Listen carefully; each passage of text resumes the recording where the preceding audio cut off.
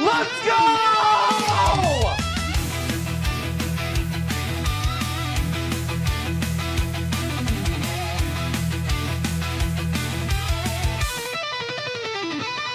This guy's silky.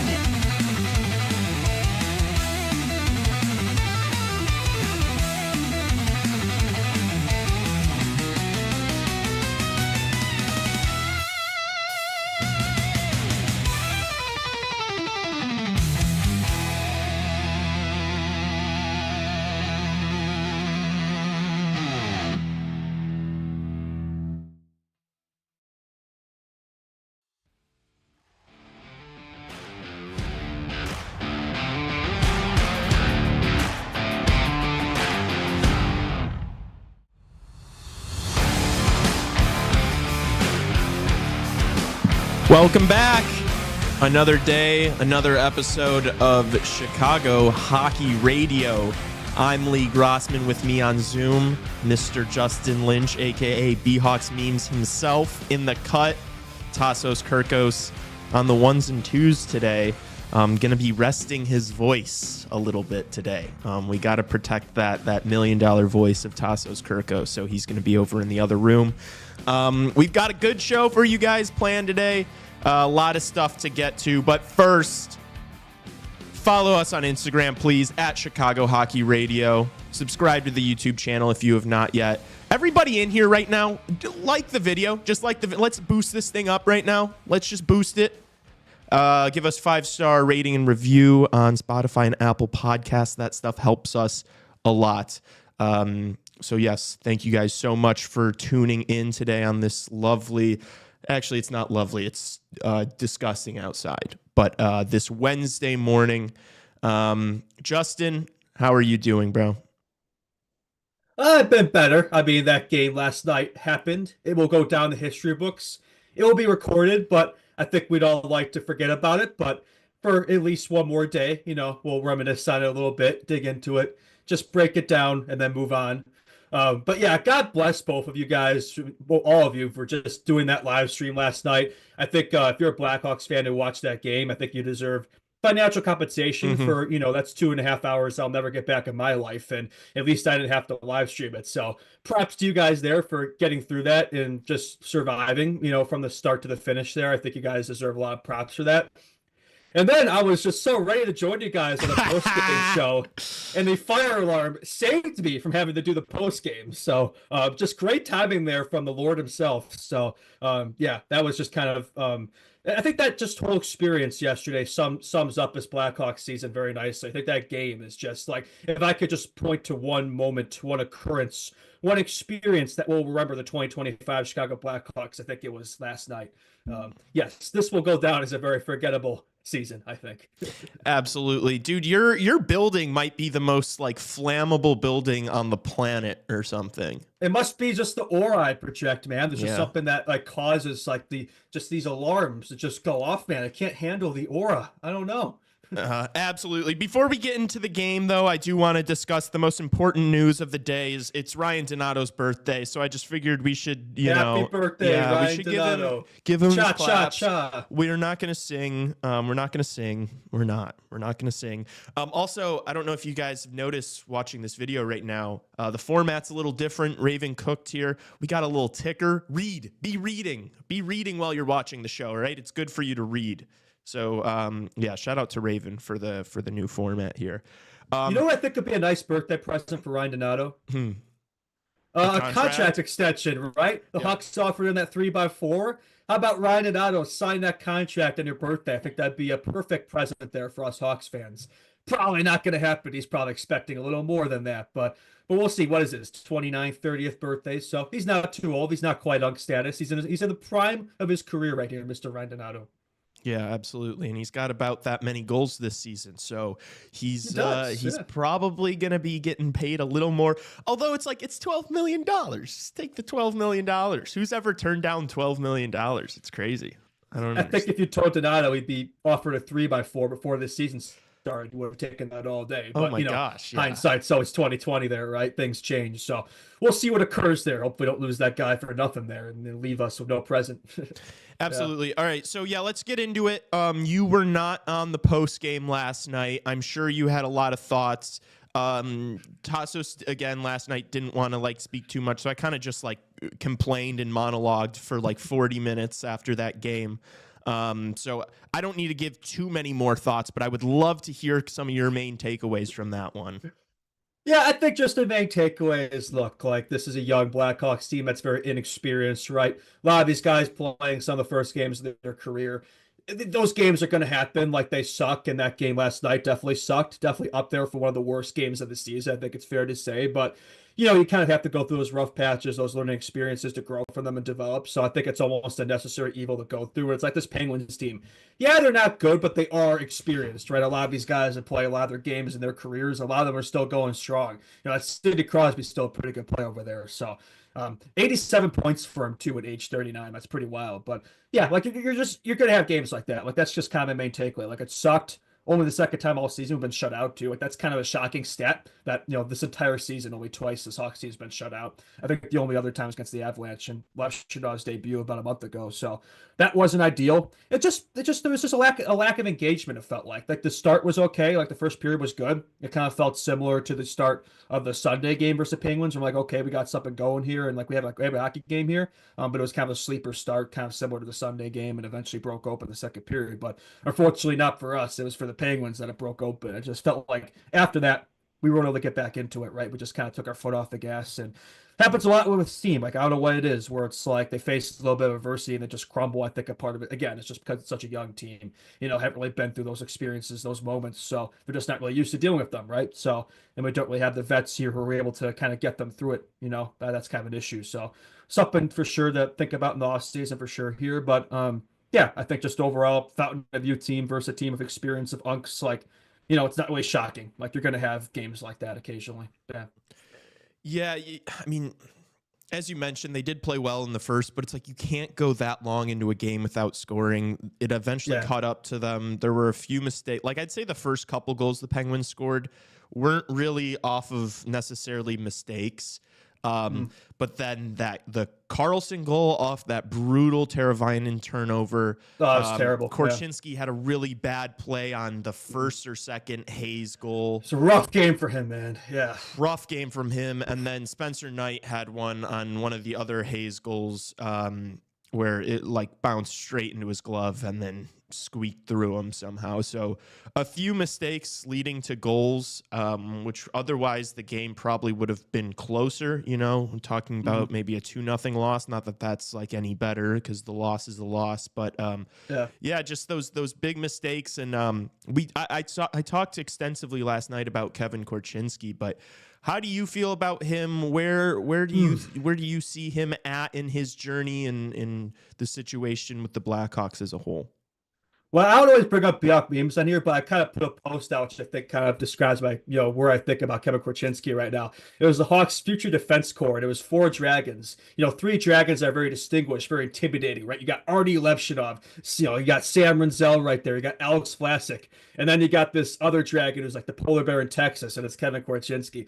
Look, like it's easy to come to these conclusions after, a couple bad games at the end of the season here, right? Like it wasn't a good game for him last night, but thing is, it's not really just one game, is it? Like, it really no point during any of the 14 games he's been up here has he really looked like an NHL player, which is kind of, he's 20 years old, he's young, but it's like, Sam Renzel's a 2023 draft pick too. Lepshinov's a 2024 draft pick. So, and they look just fine up here. Vlasic's a little older now. He's almost a veteran now on this team, which is kind of crazy.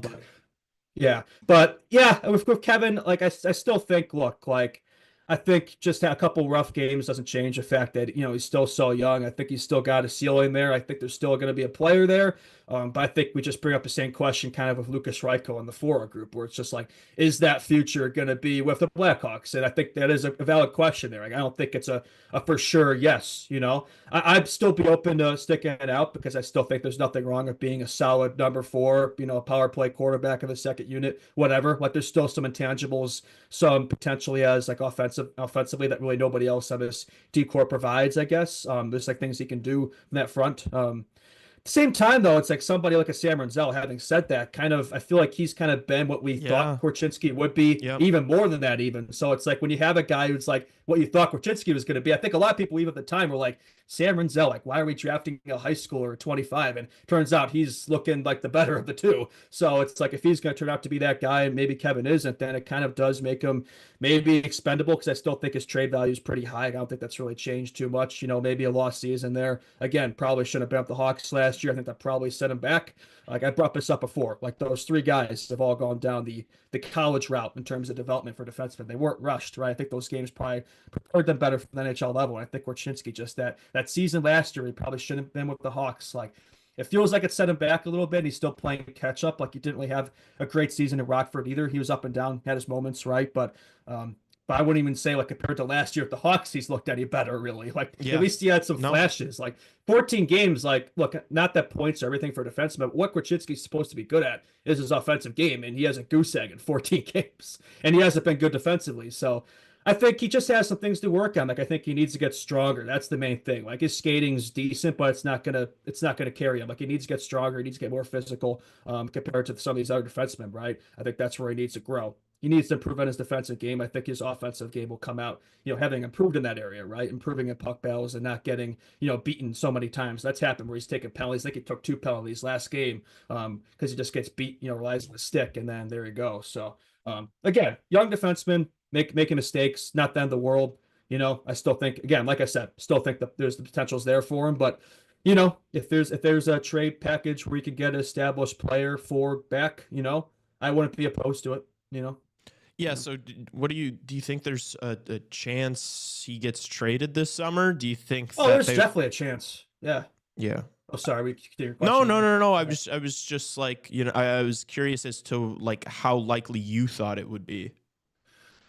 Yeah, I'd still say it's less likely than Reichel. Like, I still think that's more of a sure thing just because he's a couple, 2020 draft pick versus 2022. He's a few years older. He's played more games up here, 2 full seasons and some versus Korchinski, right? 1 full season and a bit here.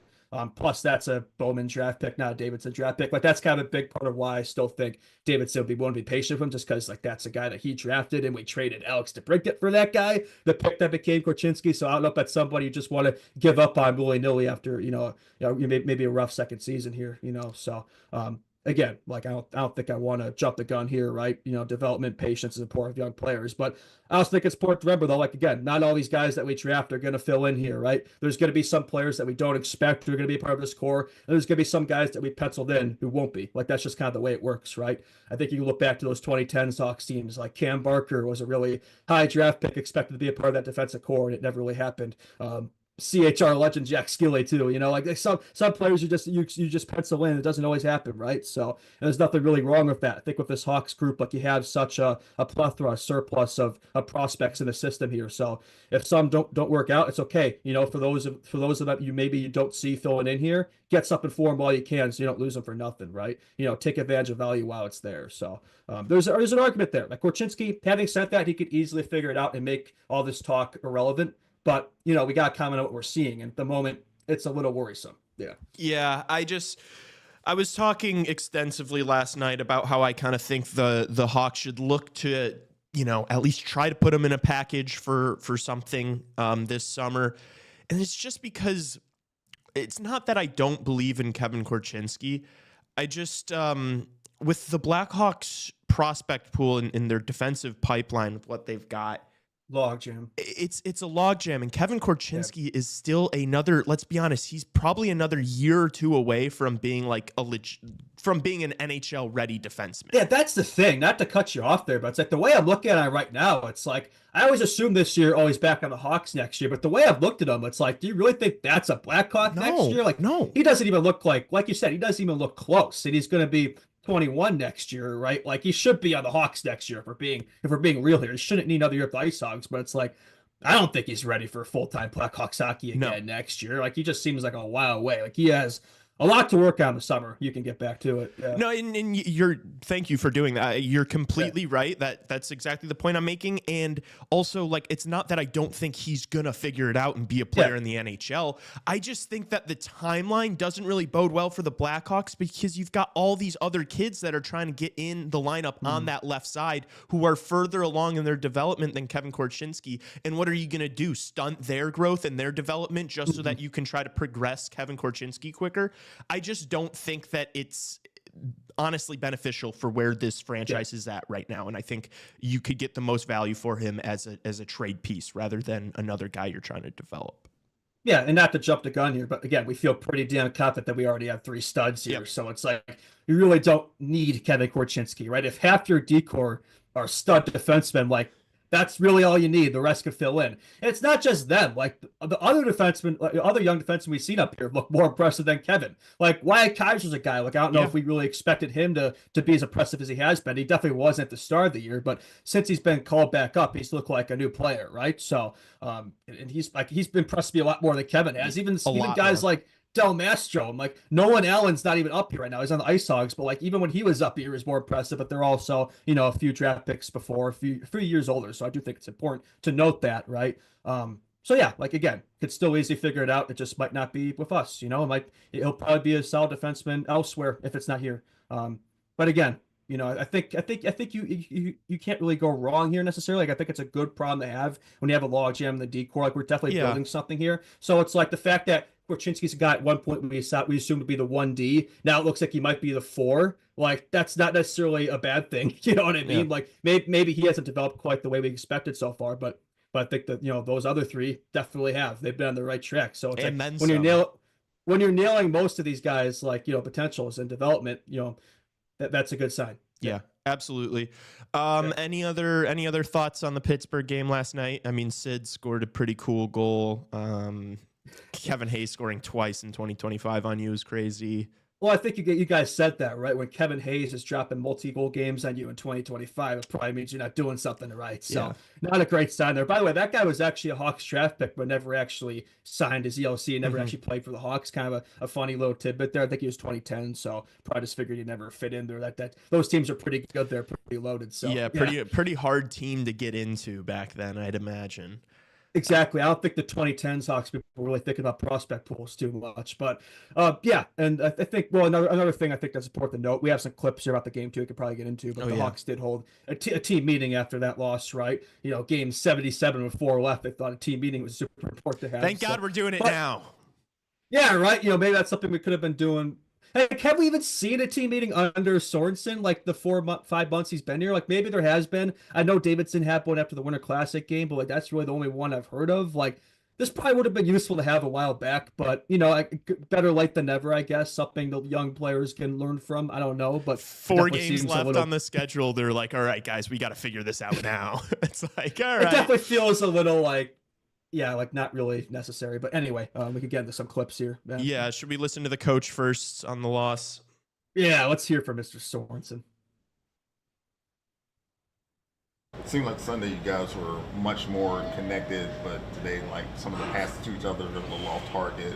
More turnovers, definitely. Yeah. So, what do you think happened with that? Well, I think that's the disappointing part, right? Because you go from Sunday, and even again, the first period today, I thought was fine, right?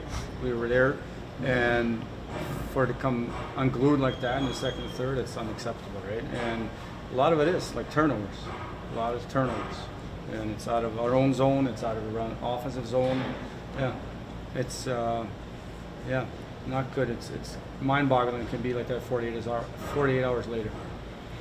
What do you think? The value is even this late in the season for these guys to have a players-only meeting. I think it's great. Is there a message maybe to the young guys too, of accountability, or just I'm sure that some of these guys are experiencing these type of things for the first time too? Yeah, it's a group thing, right? Yeah, it's a group thing. I think it's easy to play when things go your way, right? But tonight for 2 periods was not good at all, right? So, but it's a group thing.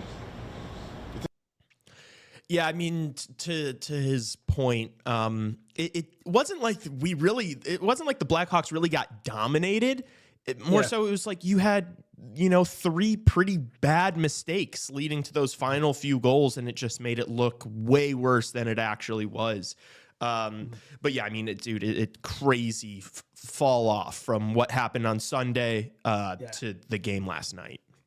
Yeah, there's definitely a duality of 2 games against the Penguins there, right? Home ice, good to get a win there. I think the young guns showed out, the youth movement showed out, and then it kind of fizzled out a little bit, last night, obviously, which again, it's a learning experience, right? But I think it was just tough because it felt like the least engaged Hawks game in a while, right? Where it's like, besides that first period, it just felt like they weren't really in it, Like I don't really question that for too much, but it just didn't feel like I guess like they gave it their all after that. They just kind of stopped playing, gave up a little bit. So, which was unfortunate, right? But there's something to be said too, where it's like end of the season, like maybe that's a thing. I don't know. I don't think it should be with a team that's like average age is like less than 25 at the moment. Yeah, when you these think guys that are wouldn't all, be an issue? Yeah, they're all fighting for spots in the NHL. It shouldn't be. You'd guess. But it looked like it. Like watching that game, it's like, dude, I almost fell asleep there. Like that, the last 40 minutes of that game was just an absolute snooze fest. It's like it feels like they're not giving it their all here. So I don't know. Again, look, games like that are going to happen. You got to learn from them. But I think also too, a big thing that's going to help is having a coach behind the bench who has some emotion, and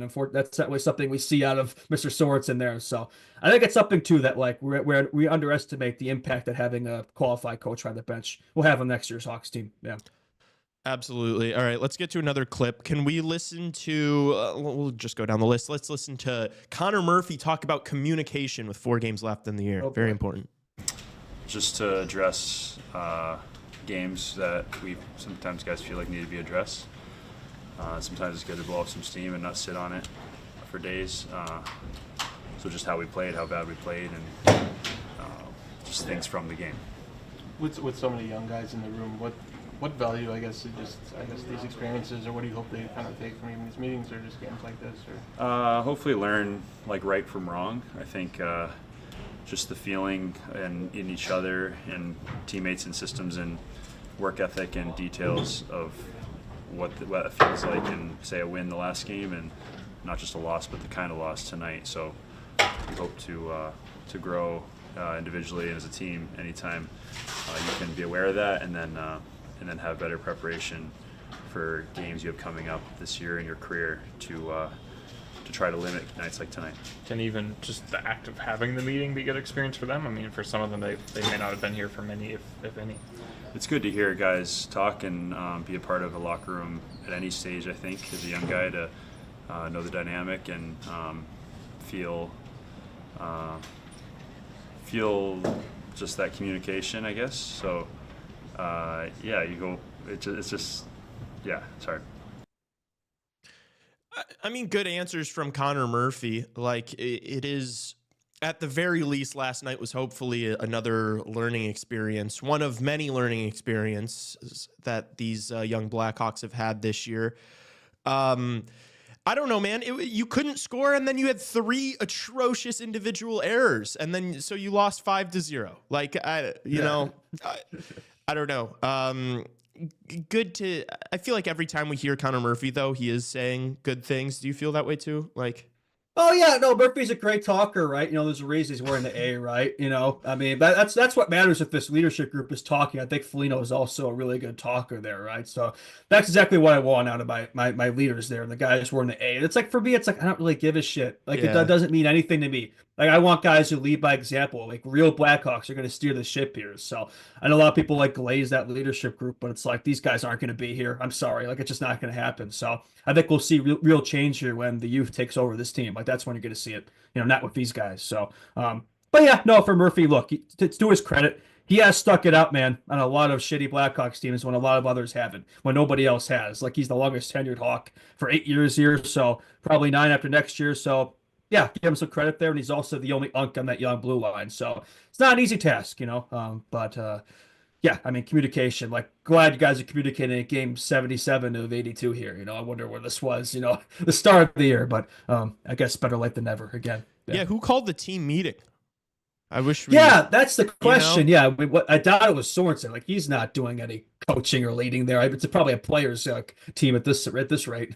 Yeah, and it was probably the young players who were like, I betcha. Yeah, like what the hell happened here? Yeah, all the old guys were just trying to get on the plane. All right, let's listen to the birthday boy. Speaking of guys who may or may not be here long term, let's listen to the birthday boy, Ryan Donato. Anything changed from Sunday? What were the big areas that they got worse? It's such a hard question to answer just because, like, where do you begin? Like, I think tonight was, it's a privilege to, play in this league, and you just got to show up every night and, give your A effort every night. It's too good of a league. You're playing against the best players in the world every night, no matter what. And, obviously there was some good things we saw in the game before against them, and, you can't, get too comfortable, and I don't think that's the case. I just think we, all of us need to buy in and show up every game, not just, every so often. There was a lot more turnovers in this game. Was it more pressure from them, or just, something lacking, a lack of effort? I think we just, just turn pucks over. You can't do it. It's just simple. Like, you just gotta, if you're getting pinched out at the blue line, you chip it in. Sometimes the best teams are the most simple, and that kind of was evident tonight. They were getting a lot of odd man rushes, and I think a lot of guys in here, including myself, need to hold each other accountable and be better. I'm all for accountability, but I mean, all three of those guys kind of just said the exact same thing. I kind of would push back on the notion that it was like a lack of effort last night. Like, I don't think it felt like they weren't trying. They just didn't. It was just bad decision making. Yeah. And really bad decision making. Yeah. Mm-hmm. A few. I mean, really, go ahead. Like you said, pretty much all the goals, like you said, like, were just turnovers, right? That were like, you're forcing plays that aren't there, right? So, especially Turbo is a couple of them where it's like, he's such a frustrating player. He's like, he'll go on these little runs and streaks, which is great, but then I feel like he'll disappear for a while. And I feel at the end of the season there, he's just kind of crawling to the finish. But it's not just him. A lot of these guys are. It feels like they're just ready for the season to be over. I think they're thinking about their golf plans right now, where they're going to go there. The Masters are this weekend, so I'm sure they'll all be watching. I think the Hawks players have a lot of tape there to study up on for the summer. But no, for Donato, it's like, also listen to that clip too. It's like, I know we talked a lot on this podcast, like, oh yeah, like, we're not too, I guess we are a little concerned about re-signing, and like, listen to a clip like that, it's like, he definitely sounds a bit frustrated there. Like, I don't want to, speculate too much, but it's like, I don't know if all this losing at the end of the season, I think we've won like, what, 2 of our last 15 or something. Like, for a guy like that who wants to chase a bag, who was offered a 3x4 a month ago and nothing has happened, we haven't heard anything, hasn't signed it, clearly it's waiting until the summer. It's like, it seems pretty clear to me that it's definitely a massive question mark on whether he's going to be on this team next year. It's like, I know he's enjoyed it here. He's been a good fit this season. He likes Chicago from what we've heard, but it's like, you don't think a guy like that, would it maybe, like, if a contender's offering him more money, would go? Like, I don't know. Like, especially, just the way he sounded in that clip, man. It sounds like it's like kind of a little like, we've seen this before. We played these games before. I don't know if he's gonna stick it out. I don't think a contender's gonna offer him more money. I don't think anybody's gonna offer him more money, to be honest with you. Like, I don't know why you would. And also, from like Ryan Donato's perspective, it's like, this guy has bounced around the league his entire career thus far. The Blackhawks are the first team to like really believe in you. Like, Kyle Davidson probably could have gotten a second. We thought he could have gotten a first. We don't really know the specifics of that situation, of what he was offered. He just said it wasn't intriguing enough for him to deal Ryan Donato. But regardless, it was something that probably a lot of other teams would have accepted. And so for the Blackhawks to be like the first team that's like, hey, we want to keep you around, we believe in you, we're not trading you for future prospects or picks or anything, sign the contract, And that's the thing. Like, you're right. You're right. Like, I think it makes sense for Donato to re-up here, but it's like, why hasn't he? Like, he's had a lot of time here to do it. Why are they waiting until the end of the season here, the summer? It's like, I don't know, man. Like, I'm just noticing. But yeah, I mean, you're probably right about that, though. He probably wouldn't make more money, on a non-Hawks team. Cause it's like, then why wasn't anybody, paying up at the trade deadline, right? They're not just going to suddenly become interested there. So, yeah, we'll see. Again, we'll see what happens with Donato. But I just think the season he's had, right? Like, it would suck to lose a guy like that for nothing, but I'll keep saying it until, we get him locked up here, but we'll see. The longer that goes on, it makes you think. Yeah. Yeah. It's a good point. Like, why hasn't it happened yet? I just like, and it doesn't always happen right away. Like, I think, sometimes that stuff stretches, but I mean, for a UFA, it's like it's a little different than an RFA, you know. Like, yeah. At this point, I'm like expecting the worst, hoping for the best. Like I've already accepted he's either getting overpaid or walking for nothing, and if somehow neither of those things happens, then hallelujah, thank you, Kyle Davidson. It'd be perfect if he just took that 3x4, because I think that'd be the perfect contract for him. Like that would solve. This would take all this dialogue away, and I think I'd be happy not to talk about it any longer. But it's like until it's not, until we don't hear anything, we're kind of forced to talk about it. But yeah, I think there's some, I don't know, unless we have more things to talk about this game, like there was some other news stuff to get into here. Yeah. You said the biggest news of the day was Ryan Donato's birthday. I actually think the biggest news of the day, Patrick Maroon is the Blackhawks pick for Bill Masterton nominee there. Whether he wins it, we shall see. Patty! That just feels like a retirement gift to me, where it's like, oh yeah, this is your last season. Thank you for sticking out with this rebuilding Hawks team and not going for another cup there. Yeah, you survived. You made it. Congratulations on retirement. That's just what that feels like. Your other guys on this Hawks team you could have nominated. I don't know. Yeah, I was looking. I was just sliding through like all these articles of guys on each team that got nominated, and it was just a bunch of, it was like Ryan Suter and like Unks. Yeah. Suter's fair because like he's played like I think more games than anybody active, and I think he's going to be done after this season, so that's fair. I guess Baroom, like I mean, there is a question to like who else in us Hawks team are you going to give it to? Like I probably would have given it to Bedsy just for surviving this season, for just dealing with all the shit that he's had to deal with on the Sox team, playing with 60 different line mates and stuff, and just all the drama around the dialogue and stuff. So I'm just joking. But, no, it should be like Bedsy or Nazar or something. Yeah, I'm just some of these names like Jonas Korpisalo, Sean Monahan, Johnny Brodzinski, that's kind of like that award always goes to some random. Like I don't tell you who's going to win it though. If he just plays a single shift, if he returns in the playoffs, it's going to be Landeskog. Like that's his trophy to lose. He's been away from the game for almost 3 years. We'll get into that more in the NHL hour, but it does sound like he will be returning. Will be loaned to the AHL, Colorado Eagles. So I don't really think there's much of a competition for the Bill Masterton this year. Which, by the way, if you don't know, I don't know. It goes to the player who best exemplifies the qualities of perseverance, sportsmanship, and dedication to hockey. I mean, that's totally Pat Maroon, right? I mean, that's the Bill Masterton Trophy. It should be renamed to the Patrick Maroon Trophy when he retires. My dark horse for the Bill Masterton is Jesper Boquist from the Florida Panthers. I think Adam Boquist, brother, Blackhawks legend. Yes, Boquist brother mentioned on CHR. Big moment. Yeah, no, I just picked a random name out of a hat for that one. Like on that team, like nobody, you didn't have anybody that like, I don't know, man. It's just so Seth fun. Jones. Like Bob, like just go Bob. Like they've probably nominated Bob every single year. What about Bob? Yeah, have you seen that movie? What about Bob? It's a good movie. Bill Murray. Yeah. Maybe I have. I don't know. I think that if we do another 2 seconds on this Bill Masterton nominee, we can steer away from it, but we're gonna explode. All right. Should we get into it? Hawks take on the Bruins tomorrow in Boston. We've been terrible on the road. Oh, awful. We have a stat in here. The Hawks have won 3 of their last 29 road games. It's crazy. Oof. And it was the same deal last year. Like last year, they set that record. What was it? Like 20 consecutive losses on the road or something. And somehow they're like just as bad this year. They really haven't improved at all. They have 7 wins on the road. And of our final 4 games, 3 of them are on the road. So, and our one home game is playing the President's Trophy Jets, so I don't know if this team is going to win another game this season, to be honest. Also, Ivan Demidov is probably going to be making his debut against the Blackhawks too, so just throwing that out there. I think I called that one. But so yeah, like I don't really know of these games looking at. This is probably our best bet here. This is kind of a tank bowl here. The Bruins post-trade deadline, I want to say they have like the worst record in the NHL. They're definitely up there. Like they've totally been tanking.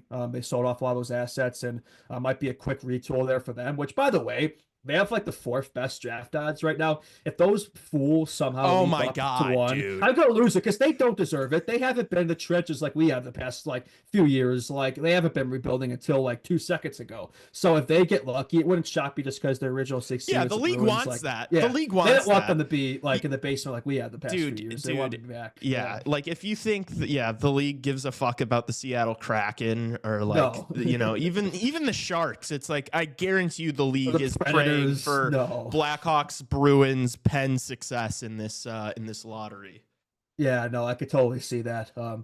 Yeah, we'll see what happens there. But no, I mean, look, this is probably a game where it's like if there's one to win here, this is probably the one, right? Because I don't know if you're beating those Senators and Habs teams the way they're rolling. Those are the last two games, and the Jets are the Jets. So probably want to win this one. Bruins Tank Bowl, like we said. Hard to imagine too, like a road trip where we're playing the Penguins and the Bruins, and that's like considered like tank matchups. Yeah. Like, could you imagine that a little while ago? Like, dude. just how things have changed the last few years. Like, just the downfall of these teams. Yeah. It's kind of crazy, kind of sad to be honest. Like, these are teams I think we all want to see at How the the top. I mighty think have fallen. it's better for the game of hockey, right? But Boston, it's the place. Bedard returned to his debut site against the Penguins. He returns to the site of his first career goal in the National Hockey League tomorrow for the first time. So, like to see him rekindle some old magic there. That was that old wraparound goal. I believe that's the only wraparound he scored in his career. So, very nice there.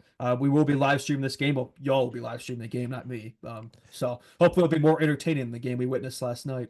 Next away game, Justin's going to be like, we're returning to the site that Connor Bedard took his first dump in the National Hockey League. I always have all the fancy lore on tap, right? I recall everything. Nothing goes unmissed here or missed. Unmissed. Absolutely. All right, but what are your predictions? Thoughts on the game? I don't know, man. Like, winnable game out of against a bad team in the East, but that doesn't always mean that this Blackhawks team is going to get a win. Yeah, no, exactly. I mean, I'm going to bring up the Bruins record here the last 10. Like, they did win last night. I think it was a 7-2 win. The Devils. Yeah, but the Devils, that just goes to show. I think that's a team that not they're in the playoffs, but they're not. Like, that's going to be an easy first round exit for whoever plays, and probably the Canes. But yeah, the Bruins are 2-8 in their last 10. I think the Hawks are 2-7-1. So this is probably as even a matchup as you're going to get for the Hawks, as you could right now. So yeah, like I think, like you said, winnable game. Like to see a bounce back, from that game last night. But again, another away game. So we know this team plays on the road, but no, I think winnable game. Yeah. Dude, we should do a little pasta talk. This guy's insane. All right, he's he's another 100-point year on this team. Bro, the guy with the second most points is Morgan Geekie with 52 points. He's almost double. He's double the closest guy. And by the way, how the hell is Morgan Geekie the second producer on that team? Dude, the craziest thing is that the third highest producer is Brad Marchand, who's not. He was just traded. Who hasn't even been on the team for a month. So it's like the Four Nations. That's insane. Yeah. So, yeah, that team sucks. And McAvoy's been out too, and Swayman. Ever since that contract extension does not look like Jeremy Swayman. No, yeah, but Pasta is just inevitable, man. That guy is crazy. Yeah. I just don't I feel bad for him. It's like, damn, he's got to stick around for waste a couple of these years, because it's like he's hitting his prime right now. He's 28? Like he's just entering his prime, and his best years are going to be tanking with the Bruins. Like that sucks. People keep assuming this is going to be a quick retool for them. It's like they kind of have to get lucky, because you have to. I'm looking at it's like, yes, you have those pillars, right? You have Pasternak, you have McAvoy, you have Swayman. But that's like, what else do you have? Nothing. Absolutely nothing. Like, I think they literally have the worst prospect pool in hockey. So it's like, you better get lucky and get the first overall pick in this draft or whatever. I mean, even if they get 4, you get Higgins, Mark Toma. That's a piece right there. But this is a wow way. Like, this is a team I think, unless you make some moves, or what moves are you going to make? It's like the only way you be able to get something back is you'd have to trade one of those pillars, and they're not going to do it. You're not going to trade a guy just extended. Pasta, we'll see about Pasta, right? I mean, I know you really wanted to see him maybe, that could maybe be somebody the target, but I don't know. Like, Pasta's just such a Bruins icon. Yeah. I know McAvoy loves it there. Like, I don't see him going anywhere. So it's like, it feels like they just kind of have to thug it out here and raw dog it for a while, because I don't think they're really going anywhere. Yeah, you're right, though. They're going to have to get super lucky. Like, they're going to have to try to do a Washington Capitals situation where you just take chances on a few guys and hit on all of them. And then you got to get lucky in the draft too. But the prospect pool there is shambolic. It could take a few years if we're being realistic. Fabian Lysell is their best prospect. Some of you might not even know who that is. Yeah, that's their best prospect, Fabian Lysell. It's rough there. So it's a long way away, for sure. So they'll get to experience what we have the last few years. So good for them. I think everybody's been rooting for the Bruins' downfall for a while. It's finally happened. By the way, such a quick fall from grace too. It's hard to believe that just 2 years ago, this was literally statistically the best hockey team ever regular season. And then they lost to the Panthers first round, and that spelled their demise. And now look where they are right now. I mean, they're literally last in the East for the first time since '97, I believe, or something like that. I don't know if they're still last, but they were for a bit there. So yeah, quick fall from grace there for sure. Yeah. Yeah, kind of just crazy to see happen. They are second from the bottom in the East. Philly is 2 points behind them. So yeah, all of the Sabres start coming on strong when it doesn't matter, like usual. And then obviously they were eliminated for the 14th straight season. But that's something we can get into more in the NHL hour. Yeah, we'll talk more about that kind of stuff in a bit. Who do you think's gonna start in net for the Blackhawks tomorrow? Well, it looks like it's going to be Soda, because I'm looking at his stat here. Spencer Knight, I found this kind of interesting. He started 7 of the last 8 games for the Hawks. So it's they're riding. This has not been a tandem. Like, they're definitely establishing Spencer Knight is our guy, which we knew that, but maybe we weren't certain if they play him starter minutes right away on this team, and they have, right? They definitely throw him to the Wolves here, and he's had some good games, he's had some rough games, but again, with a young defense in front of you, if inexperienced young team, a bad team in front, like, you're going to have games like that last night. Like, I don't think that's really a cause for concern for Spencer Knight, and he's shown out enough potential, flashes here and there where it's like you could see he's going to be a dog. Like, I'm not concerned about Spencer Knight the slightest, but we have given him quite a workload here where it's like I think he probably deserves a bit of rest here, right? I think get Soda in net, and then he could play the last home game against the Jets. So I imagine we're going to see Soda tomorrow, but we'll see though. He started so many games now where it's like they might just be riding him the rest of the year here until the back-to-back end of the year. We'll see. I think now's the perfect time to give Soda a start. Like, as you mentioned, Knight starting 7 of the last 8. You get pumped last night. You let in 1 or 2 questionable ones. Yeah. Give the other guy the nod, in a winnable game. So hopefully Soda, it's not like Soda's coming back against, like the St. Louis Blues, who haven't lost in a decade. So yeah, I think it's a good situation. Get the other goalie in, give Knight some rest, and get back to it for the last 3 games or whatever. Yeah. You brought up the St. Louis Blues. Actually, their win streak did finally end on Monday. That 12-game franchise record finally came to an end. So hopefully that starts their downfall here. I'm sick of hearing about these Blues Cinderella run in the playoffs. But again, another thing we get into more in the NHL hour. I'm just clearly so excited to get out of this Hawks hour. I'm gonna bring up NHL hour stuff because it's hard to have a fun Hawks hour after a game like that yesterday. But there is one other news thing to kind of talk about. We already knew this, I think, we've talked about a lot on the show. This was inevitable, but I think Ben Pro put out an article or a tweet yesterday, talking about TJ Brody.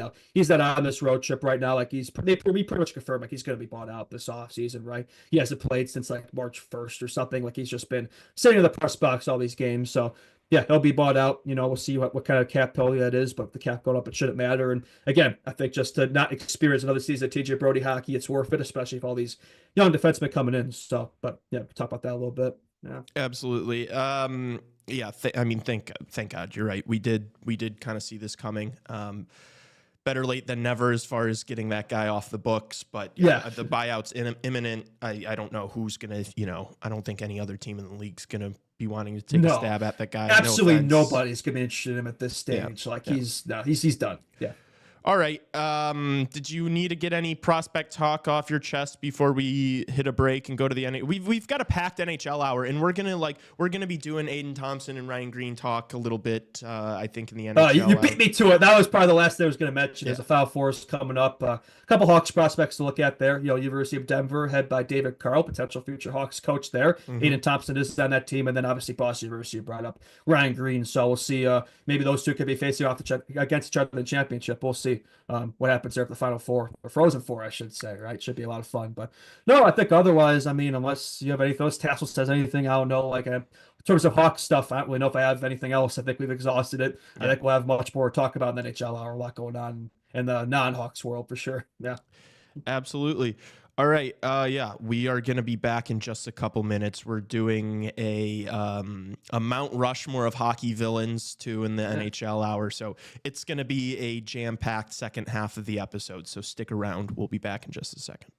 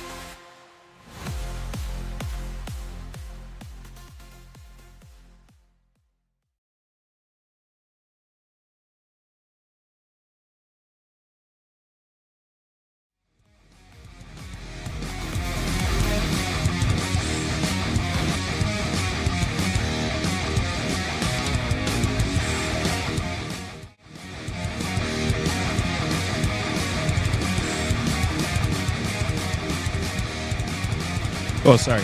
Welcome back. Chicago Hockey Radio. NHL Hour.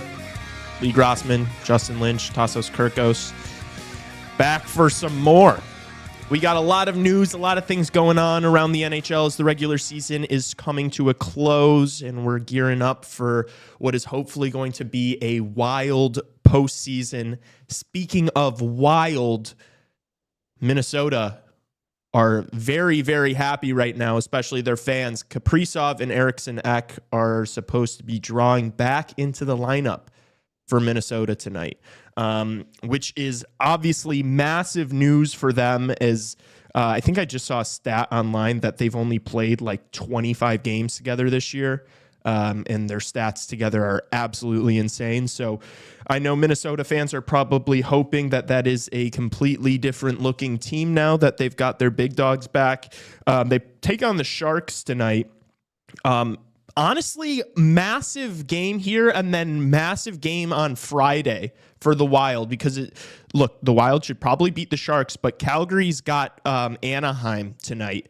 And so if Minnesota doesn't look good tonight and somehow San Jose catches them and beats them tonight and Calgary wins, then all of a sudden we're going into the game Friday with Calgary against Minnesota, just separated by 2 points, and Calgary having a game in hand. So it's not for sure that we're going to see the Minnesota Wild in the playoffs. They have to take care of business at the end of the year here.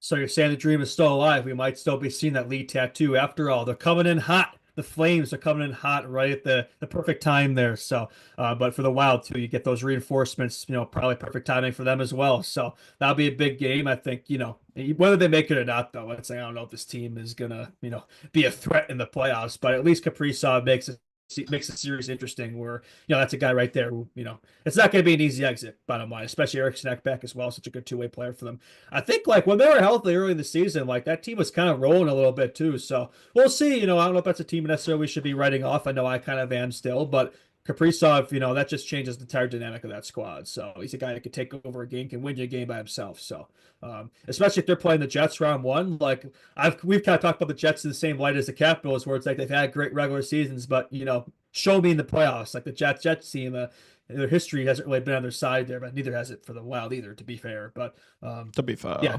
Kaprizov definitely makes it interesting. Yeah. Yeah, because if they finish here in the second wild card spot, they're gonna be playing the Jets. The Jets. Yeah, you're right. Yeah.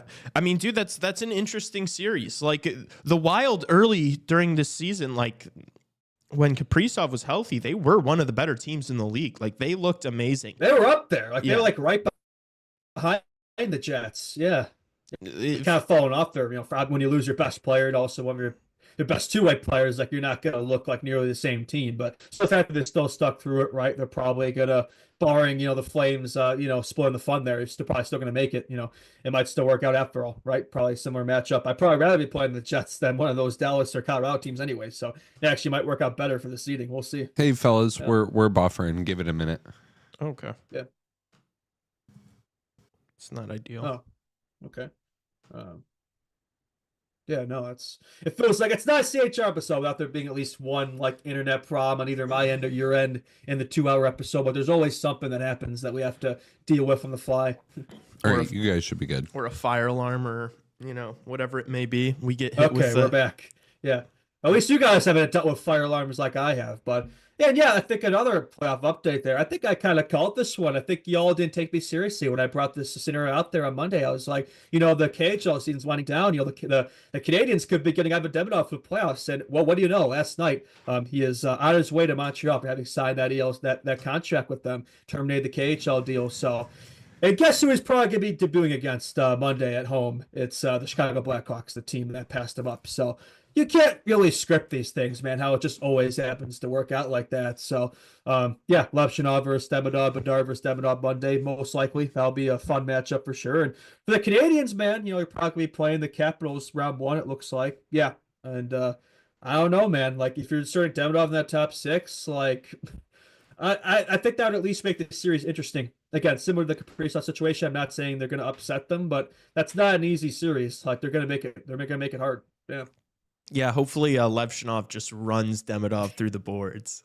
That'd be nice, right? Oh, too bad. No playoffs for you, but we're just kidding around here. We're not, but that's gonna bring all his Twitter people out of the woodwork when he, inevitably goes off there. Where it's like I kind of feel bad for Artie that those players are always gonna be compared. 'Cause it's like two completely different positions, different situations, different roles that they provide, right? And like I think it's gonna work out for the Hawks anyway, because like we're gonna get one of Misa, Higgins, or Thomas draft anyway. So I don't think it's really something to fret about, If anything, it might work out better than a trade that we almost happened didn't, because then we would have had that pick. So, yeah, I think it's going to work out. But, yeah, I hope. I hope Demidov doesn't score like 2 against us. I don't even want the "I told you so" moment, because like that is potential "I told you so" moment for us to be like, yeah, like obviously this was the guy. But I don't even want that. I'm so humble that I don't even want the "I told you so" moment. I hope Levshinov looks great, and I hope I'm wrong and Levshinov was the number 2 guy. I'm talking like I wasn't one of those guys and you were like that wanted Demidov the whole time. Yeah. But like with the way Artie's looked so far, like I don't feel as bad about it, right? Like Demidov's going to be tearing up over there. It's going to be hard to ignore that. It's going to be very bittersweet. Like watching celebrating Salzak. It's going to be very bittersweet watching that. No one could have had that, but it's like if Levshinov becomes a defense for the number 1 guy for us, like I think it's going to work out. You need that, So yeah, it's going to work out. But that's what fans love to do. They love to compare players even when it doesn't really make sense. Like there's always going to be those comparables out there, right? You can't really avoid them. So just kind of the way it is. So yeah. With this regular season winding down, we're going to be having teams clinching playoff spots probably every single night for the next 6 days or whatever it is. Devils, Oilers, and Blues can all clinch tonight.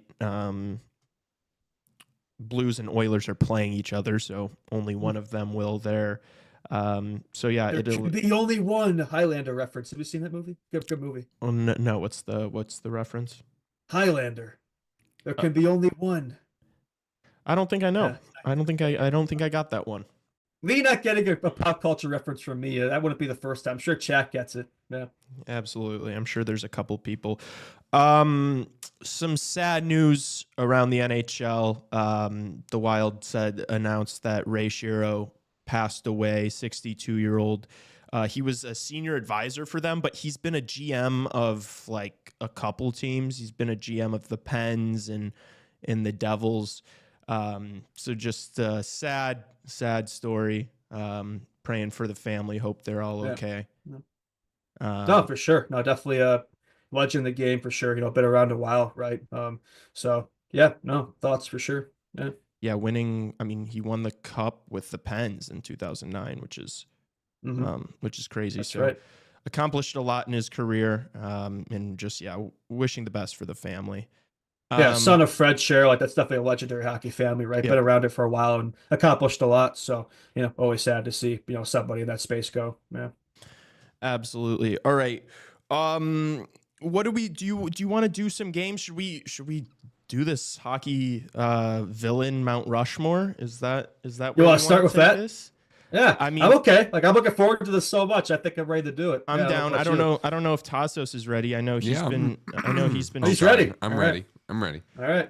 Cool. Got my list right here. How are we doing like the order? Because it's just we're each picking 3 guys, right?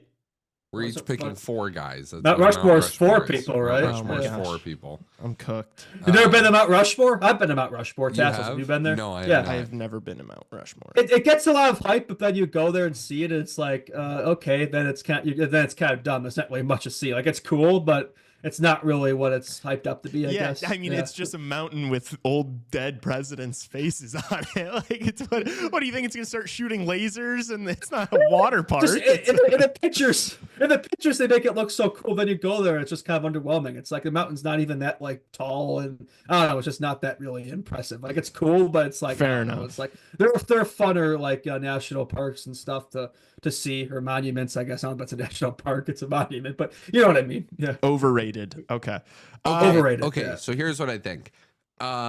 We will create a rotating like basis because we're going to do this often. So like we'll just keep track of who has the next pick. Like the first pick the next time, you know what I mean? But since this is the first time we're doing it, we should do as we've done and probably pick a number and then, Friday's order will be determined based off of how this goes. You know how the first one goes, but yeah. Yeah, right. Wait, but are we? Is it going to be a snake again, or Yes? Okay. It is a snake Mount Rushmore. Okay. All right. Okay. Raven's got a number. He's gonna write down 1 to 100, and then everybody can text him a number. Well, I always get these dead on accurate, right?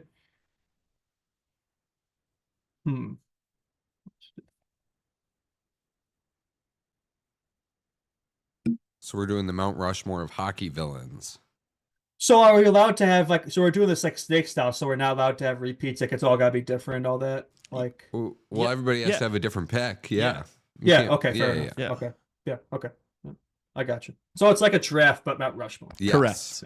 Correct. Gotcha. Now I get it now. Yeah, Okay. we're not picking a whole team of them. We're just picking Okay. Mount Rushmore. Okay, that makes sense. And this is historical, right? This could be anybody, right? Not just active. Let me unmute Raven. You're all good. You're good. You're unmuted. You might need to move it up. There we go.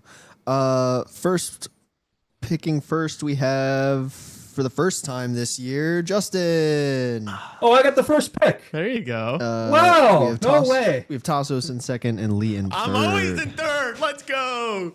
I love third, even though I haven't won a single one of these. Let's go. So a few questions. This is historical. It's not just active, right? It's anybody you want. Yeah. And it's not just players. It could be execs and just hockey people. It could be anything. Oh. Hockey villains. Oh, I didn't even realize. I was putting together a list of players. However you interpret hockey villains, we will debate it if it's a questionable. What's Philly's mascot called? What's that little rat? do your research. What's that little rat? Yeah, do your homework, buddy. Do your homework, bud. Gritty. I'm not picking Gritty for my first pick. My first pick. Good. That's good. It's a pretty easy one. We could argue there's more villains, but I mean, just in the game itself, and he's always getting booed all the time, and he's the head guy. Gary Bettman. Yeah, that's my first pick. Gary Bettman. Gary 1-1 Bettman for his first pick. Yeah, we're all not thinking of Gary Bettman. That's like the first guy I thought. I don't know. Yeah, That's no a good- finish. Yeah. All right, hold on. My internet is being wonky, so I'm trying to mark down all of our picks. Gary Bettman, 1-1. I like that, Justin. Yeah, that's an easy one. Everybody's gonna love that. Although I argue he's actually, like, compared to other commissions in Major League Sports, he's probably like the lesser of the evils. Like, he's done a lot of good, but he's also done a lot of shit. Yeah. I know who Lee wants to pick, so I kind of want to take You that. are such a little rat. You know that? No way. No rat. Sean Avery. You are such a little fucking pest. That's perfect. It's a great pick. That's great. That's my goat. All right, Lee, you have 2 picks. 2 picks. Damn. All right, I'm gonna go with Todd Bertuzzi That's first. a good pick. I mean, the dirtiest play in NHL history. Just literally trying to kill somebody. Steve Moore never played ever again after that. Yeah, that was a terrible situation, man. And then I'm gonna go with Chris Pronger for my next one. Suspended 8 times, screwed over the city of Edmonton after going to a cup final. Yeah, absolute slime ball. We hated him in 2010. Yeah, Chris Pronger. Legendary story of Chris Pronger, like when Alex the Daig, the guy selected ahead of him that draft and went on to be like one of the biggest busts of all time, said, "Oh, it's great to be picked number 1 because nobody remembers number 2." And then Chris Pronger said, "Yeah, he really ate the shit sandwich on that one because he wouldn't have like a Hall of Fame career." And like you said, that 2010 run was kind of it. After that, like, yeah, I want to say he suffered from concussions or something, kind of ended his career early, but definitely one of the best defensemen ever, but also not really well liked for sure. Yeah. Oh, I think that's me next, right? No, it's me now. Oh, sorry, my bad. Okay. I'm sorry, you used to be number 2. We're there's a lot of options and avenues to go down. It's a tough one, man. Yeah. Take your time. I'm gonna go Matt Cook. Ooh, yeah, nobody. There's like compilation vids on YouTube like of a dirty plays, like one of the dirtiest players in the modern game. Yeah. Yep. All right, Justin. Now it's back to you with 2 picks. Oh, This is easy. This guy fucking hated this guy in 2012. Like, suspended 41 games half the season too for follow up. As a Hawks fan, just killed us in 2012. Should have won that series. You know, injured Barry Hosa on a cheap play. Like, I think he had a dirty play. I want to say in Seabrook as well. Like, this guy just the worst. Rafi Torres. Oh, I still hate that guy. Yeah, Solid pick. definitely a villain there. I'm surprised he wasn't my first pick, honestly. All right, Justin, one more. Oh, another one. Another one. Okay, there's a couple I'm thinking of here. I'm in between a couple. I feel like I've started to like the other guy more since he was traded from Boston, so I don't know if I'm going to pick him, the rat I'm thinking of. So I'll pick the other rat, Mr. Corey Perry. Yeah, maybe there are other guys that could have put ahead of Perry, but I don't know, just something about that guy, man. Brief Blackhawk stint, and you know, we could speculate as to how that ended. We won't get into it, but yeah. All right. I'm gonna go.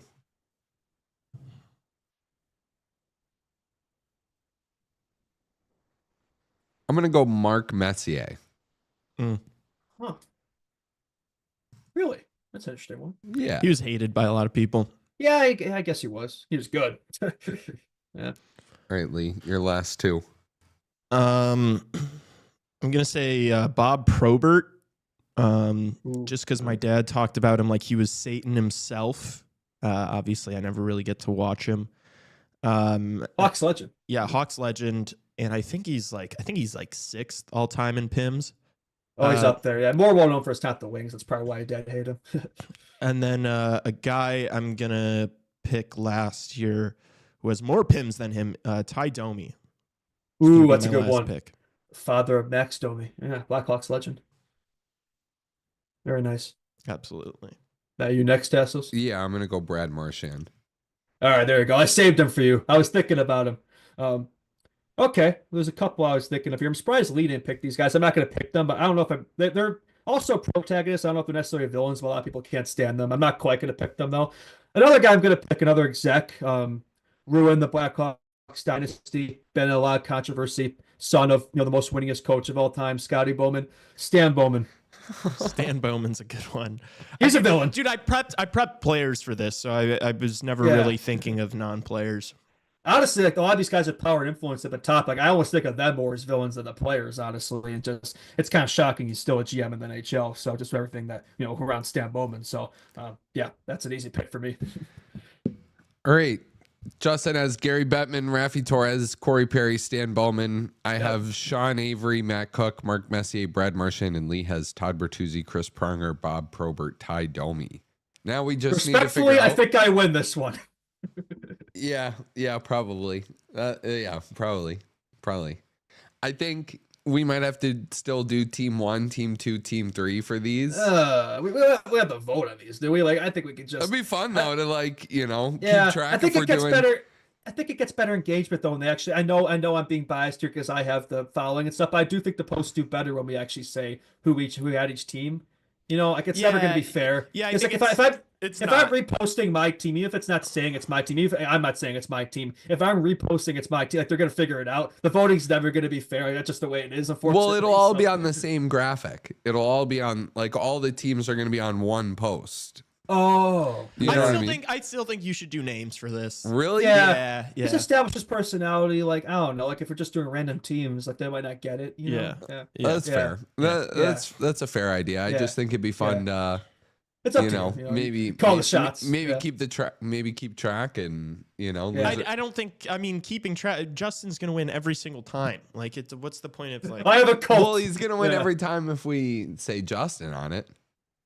My point is, I think that's still going to be the case because they're going to figure it out. Still won that one that we did team 1, team 2, team 3. Well, because he posted on his Instagram story being like, team 3 looks really good. We're doing names. We're not doing. We got to do names. No, last time I didn't even say anything. I just reposted my team. I didn't say anything, but I think I said in the comments. Maybe that's how they figured it out. I don't know.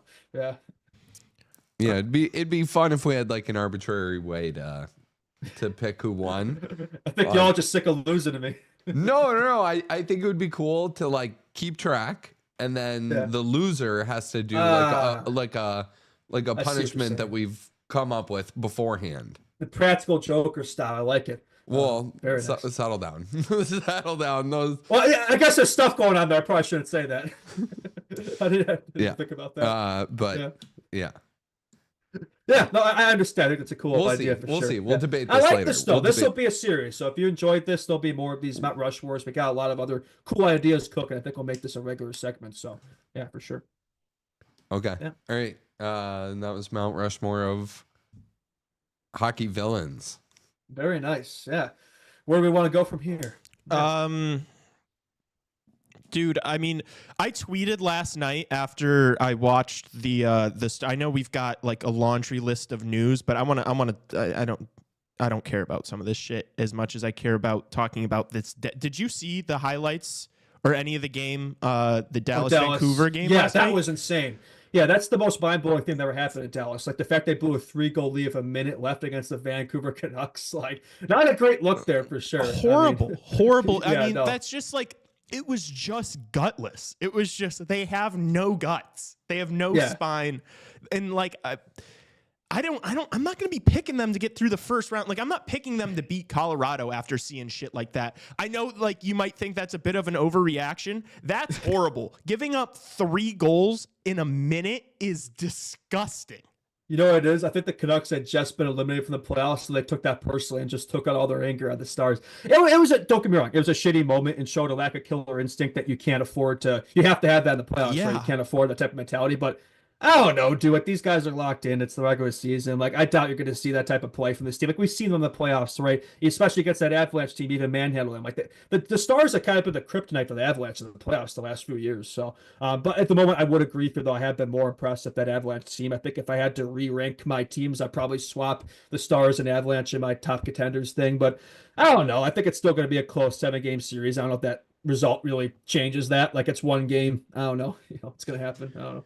I just seeing Jamie Benn smashes his stick after the first goal for the 3-goal comeback. After the first one gets scored, Jamie Benn smashes his stick. I'm thinking, these guys are going to lock in here. You know, like they were pissed after that one.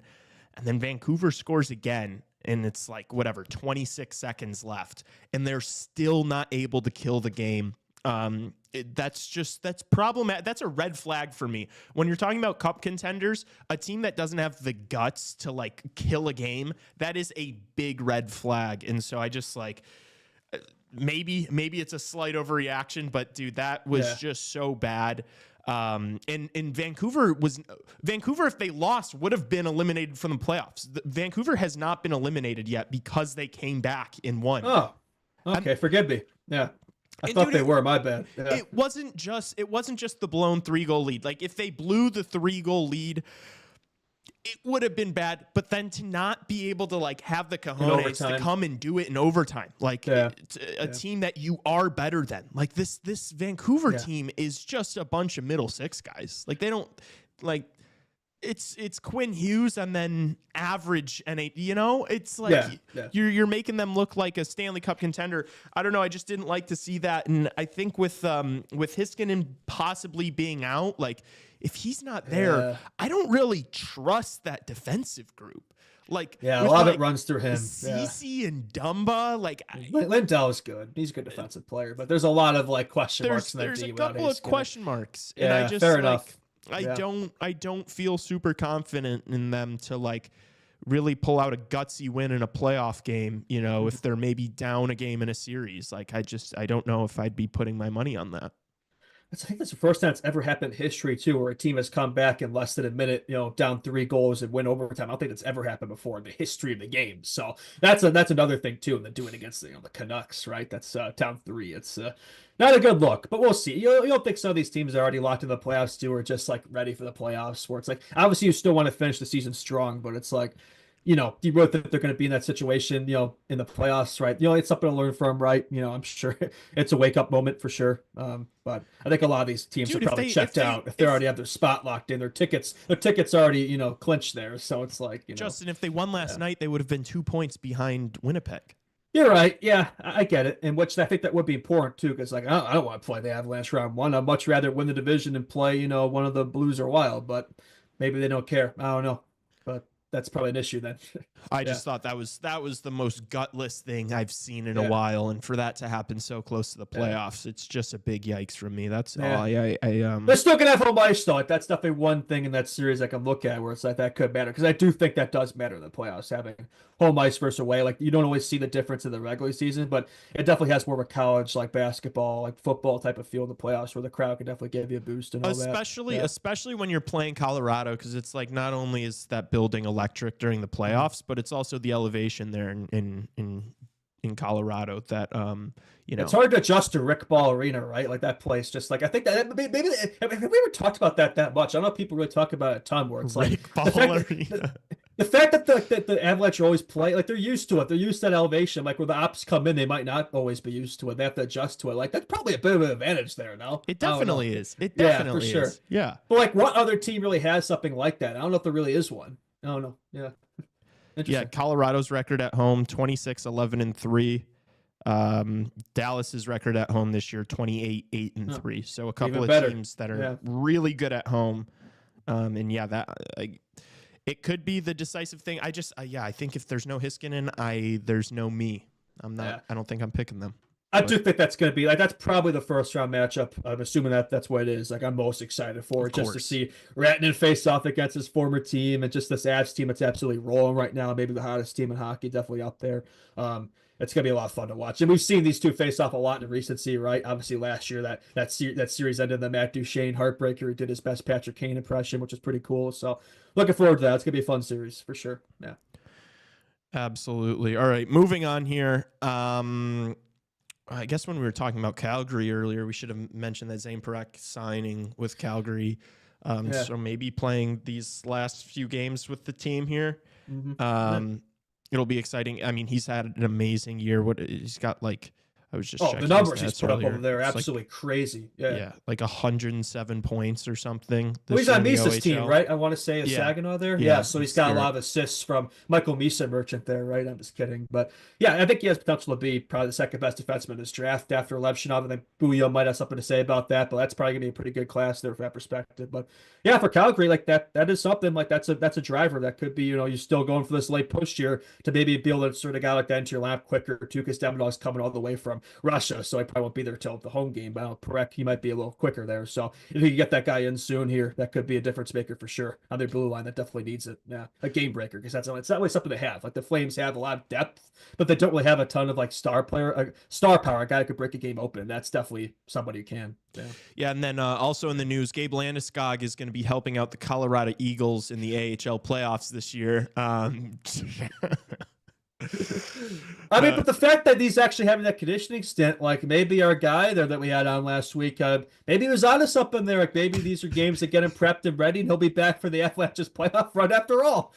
Yes, Brendan Vogt did suggest that maybe a Landeskog return in the first round could be imminent. I mean, it feels like it's going to happen now, man. Like I don't think you're going to send that guy to play in the AHL if you don't have a pretty good feeling that he's going to be back for the. Yeah, because I think it's a smart thing too, because he hasn't played like pro style games in years since they won the cup in 2022. It's been almost 3 years now. So I think just to get him a few games down there, just to get him adjusted to the speed. I know it's a different game down there. It's probably going to be easy for him, even though he's been away. But it's probably a smart thing to do. You don't want his first game back to be playoffs, versus these top competition there.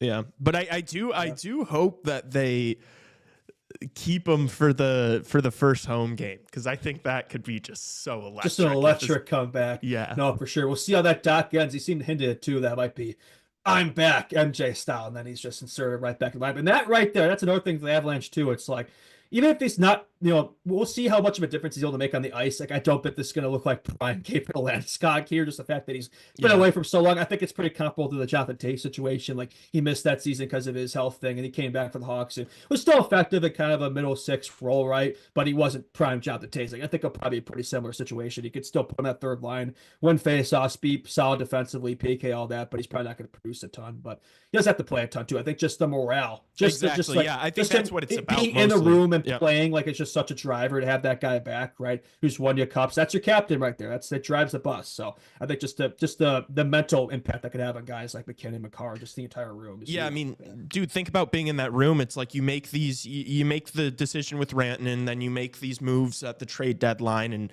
you've got probably one of the most stacked teams in the league, and then all of a sudden you get your get Gabe captain, back. you get your captain, your leader back, who's been out for a couple years. Like, you'd be ready to run through a wall if you were in that locker room, I'd imagine. So And it's great too, because he's still been around the team right this whole time. He's been practicing a lot, so it's like he's still been in the room around the guys, and now he gets to actually play with them again. Hopefully, knock on wood there.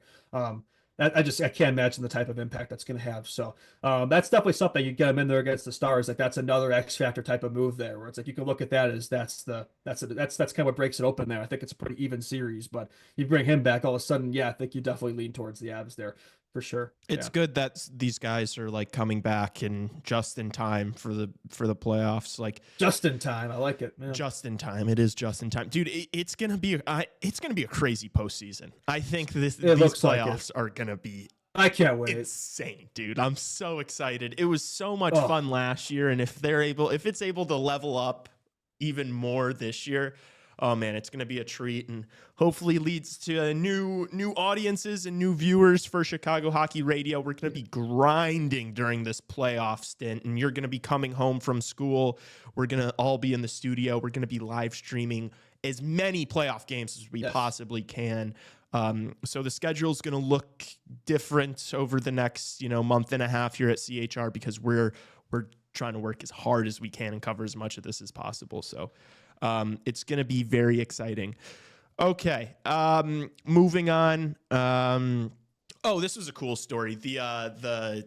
All the goalies who didn't get scored on by Ovi got like a special Budweiser can. That's so sick. And guess who one of those goalies were? Arvid Soderblom. Soda.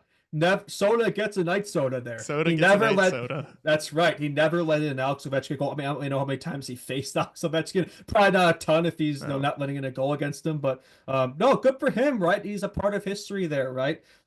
Spencer Knight, also part of history. So they both are. Good for him. That's pretty cool. I saw Devin Levi posted something on his story or something like, not to be a part of history or something. That was pretty cool. So it's amazing. Not a massive list at all. Like a very short list of goalies who faced Alex Ovechkin and never allowed a goal. So it just speaks volumes to that guy. It doesn't matter who he's facing. He's putting the puck in. That doesn't matter.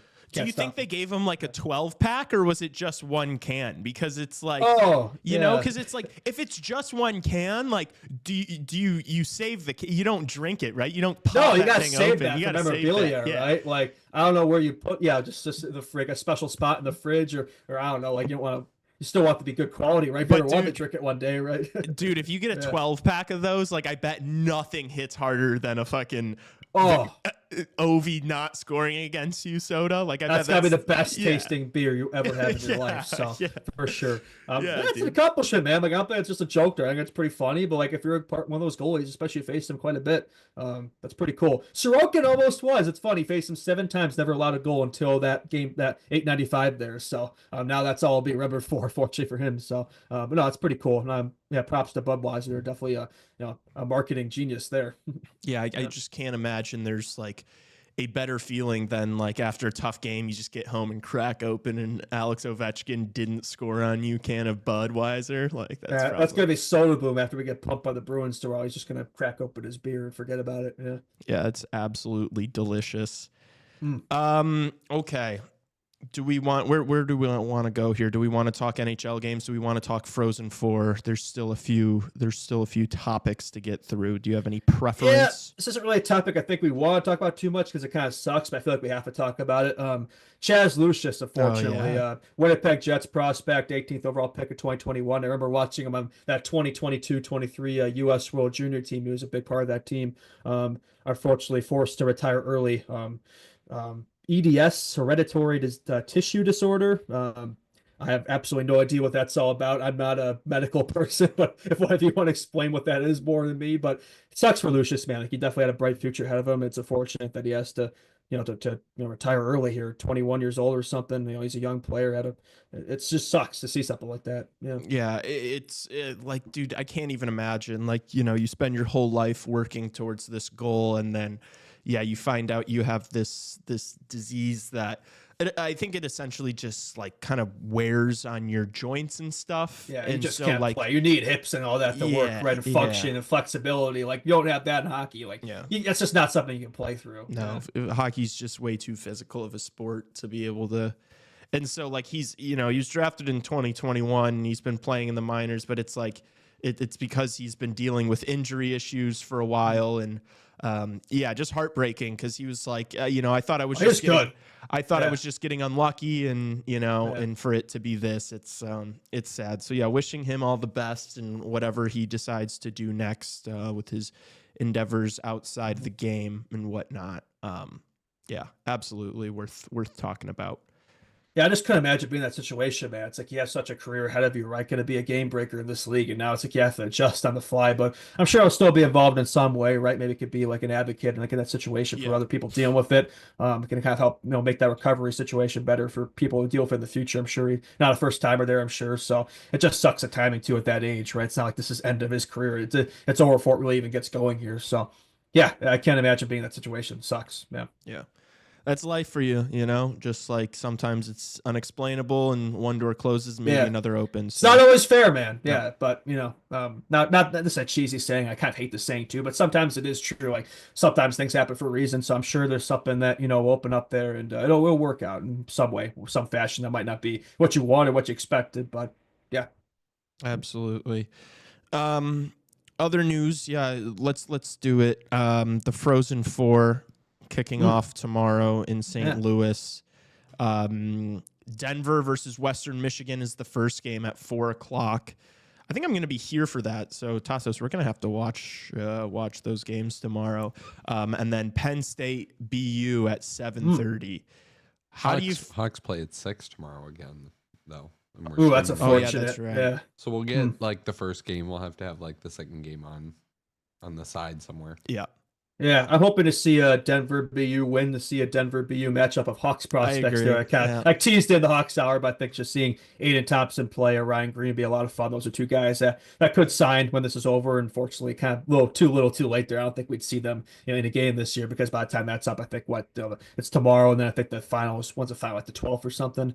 Then we got games the 14th, 15th. So probably too late to make their debuts with the Hawks this year. That'll probably come next year, whether on the Ice Hogs or the Hawks, wherever they are. But definitely two guys to look forward to there, and not the only two guys to potentially look forward to there. Who right? else? Like I think you want to see Denver win too, because it's like they've already won twice the last 3 years. So David Carl go have one more ring there, go out in a high, and then get ready to sign that contract in the offseason with the Blackhawks there. Exactly. He wins this year. There's nothing left to prove. You've won it a few times now.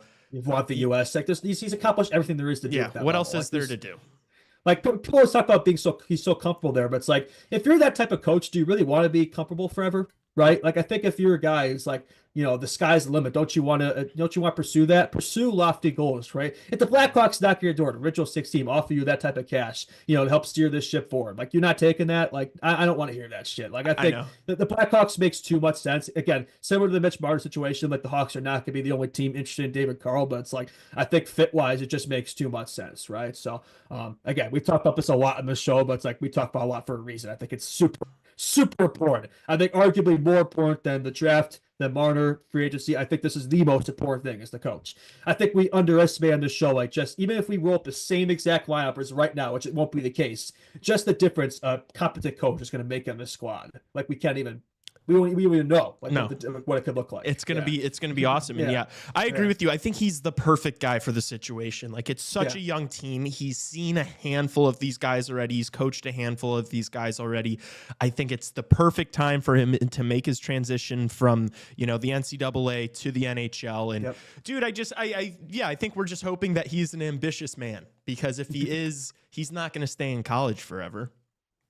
Yeah, like why? Like, I mean, like that's great. Like keep winning titles in college and be known as that type of thing. Like you could be like a Stanley Cup winning, franchise changing coach in the NHL. Like why would you not pursue that? Like, I don't understand that argument. Oh, he has roots in Denver. Like he's been in Denver. He's been there, done that, right? Yeah. Like I don't like if you get that type of offer on the table, you take it. Like you just do. Like I don't want. Yeah, dude. No, this situation with the Blackhawks is like the perfect runway to be a legend. It's like a lot of the players he's coached are here. Like he's coached at the U.S. team, the World Juniors, the Frank Nazars, the Renzels, the Gavin Hayeses, like the Oliver Moores.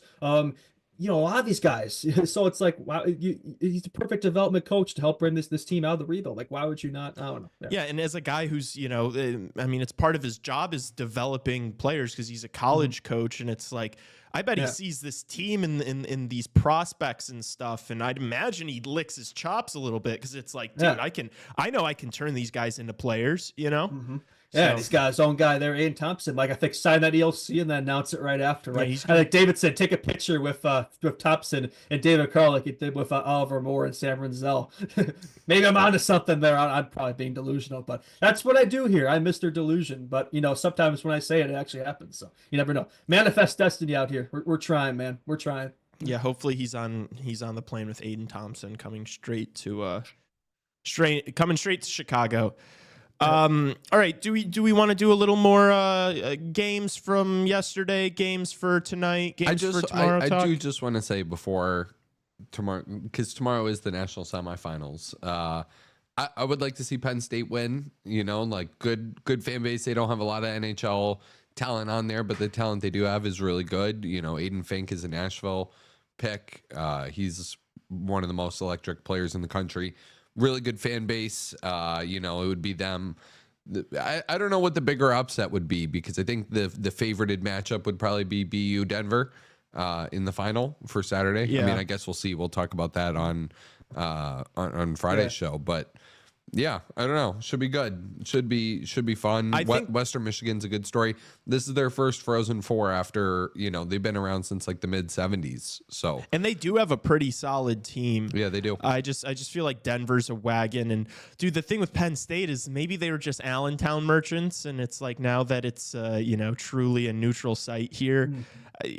I don't know if I see them upsetting. BU has too much talent, man. So much talent. Yeah, that's gonna be a hard one. To Tassos' point, that would be a crazy upset. And their last game, that overtime winner was absolutely electric. So, I mean, if they're able to carry some of that magic, who knows? That's why it's still worth watching, just because on the possible chance that one of these teams is able to get the upset, it'll be absolutely crazy. What about both of them? I think we all assume it's going to be Denver BU. What if it ends up being Western Michigan, Penn State? I don't think a lot of people have had that in their brackets. That would be awesome. It's probably sharp. It's probably sharp. I bet. I think it's either going to be both or none. That's what I think. I bet FanDuel and DraftKings would love a Western Michigan Penn State final, but also that'd be cool. But also maybe not, because I think Denver Boston would probably have a lot more viewership. Yeah.